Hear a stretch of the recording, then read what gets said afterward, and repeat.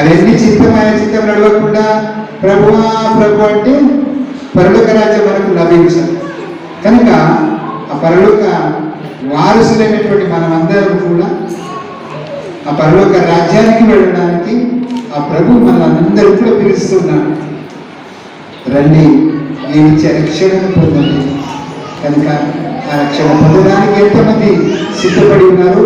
మరి సిద్ధపడి ప్రభు రాకడ కొరకు సిద్ధపడి ఉన్నారు. అందుకే మొట్టమొదటి పాట పాడను కదా, ఏమని? యేసయ్యా త్వరగా వచ్చుచున్నాడు, మన కొరకై వచ్చుచున్నాడు. కనుక ఆ రాజ్యం కొరకు సిద్ధపడి. ఒకసారి మీరు చూడండి, తప్పిపోయిన కుమారుడు ఏం చేశారు? త్రాగుడుకు బానిసయ్యాడు. త్రాగుడుకు బానిసై ఆయన తన తండ్రినే వదులుకొని వెళ్ళిపోయాడు, తన ఉన్న ఆస్తి వదులుకొని వెళ్ళాడు.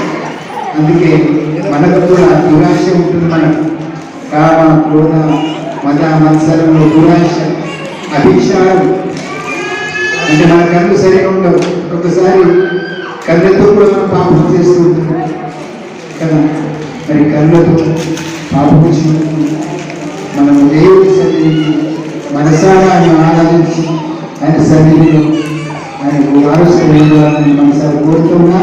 చెప్పబడిన ప్రతి వాక్యము మీ యొక్క ఆత్మీయ ఆరోగ్యాలకు దేవుడు దీవించి తన కృపలో కాపాడి నడిపించిన గాక. ఆమేన్. ఓకేనా?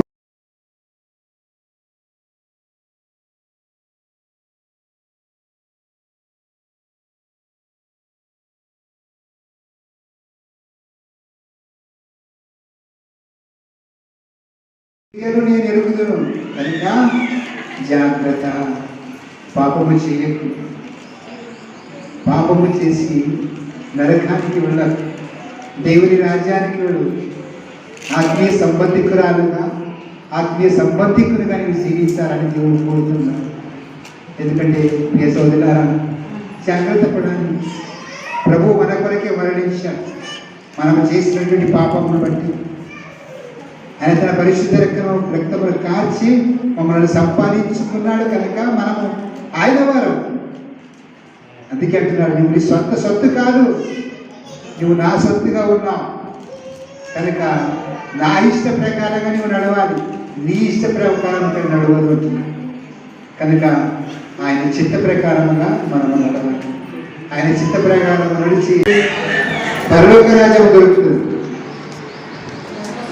అవన్నీ చిత్తమైన చిత్తం నడవకుండా ప్రభువా ప్రభు అంటే పరలోక రాజ్యం మనకు లభించాలి. కనుక ఆ పరలోక వారసులైనటువంటి మనమందరం కూడా ఆ పరలోక రాజ్యానికి వెళ్ళడానికి ఆ ప్రభు మనందరూ కూడా పిలుస్తున్నాడు. రండి, నేను ఇచ్చే రక్షణను పొందండి. కనుక ఆ రక్షణ పొందడానికి ఎంతమంది సిద్ధపడి ఉన్నారు? మరి సిద్ధపడి ప్రభు రాకడ కొరకు సిద్ధపడి ఉన్నారు. అందుకే మొట్టమొదటి పాట పాడను కదా, ఏమని?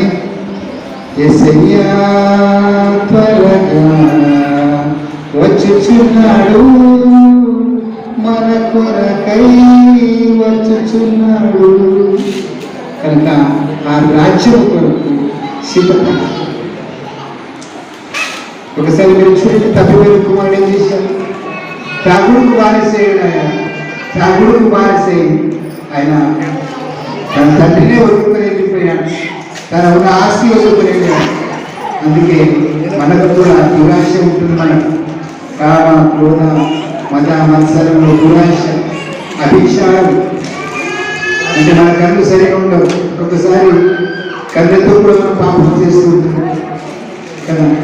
మరి కళ్ళతో పాపం చేసినప్పుడు మనం దేవుడి సన్నిధికి మనసారా ఆయన ఆరాధించి ఆయన సన్నిధిలో ఆయనకు వారసులని మనసారి కోరుతున్నా.